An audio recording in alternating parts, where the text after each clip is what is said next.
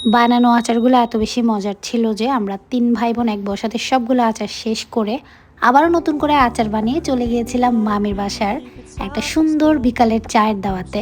আসসালামু আলাইকুম এভরিওয়ান, আজকে চলে যাচ্ছি একটু এদিক সেদিক ঘুরতে।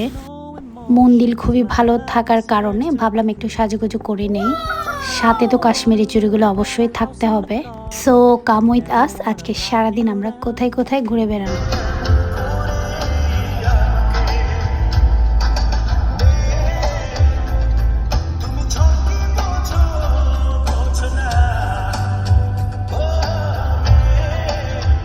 তো আইয়ুব বাচ্চুর মেয়ে মেয়ে শুনতে শুনতে আমরা চলে আসছি আমাদের আম বাগানে।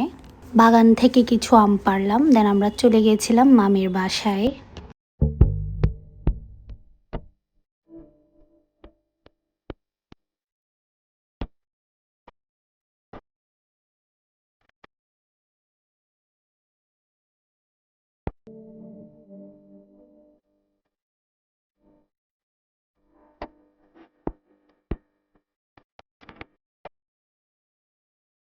সো মামির বাসায় বিকালে সুন্দর একটা সময় কাটিয়ে অ্যান্ড মামির বাসার মজার মজার নাস্তাগুলো এনজয় করে আমরা চলে আসছি বাসায়।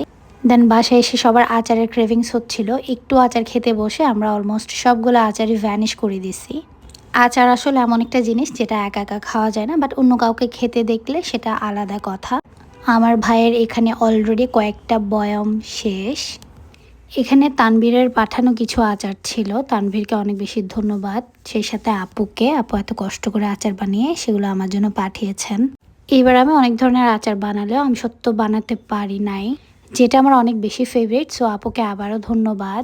এটা একদম জেলে জেলে এত বেশি মজা ছিল, দেখে বোঝা যাচ্ছে। দেন আচার শেষ হয়ে যাওয়াতে আমি আবারও আচার বানাতে চলে গেলাম।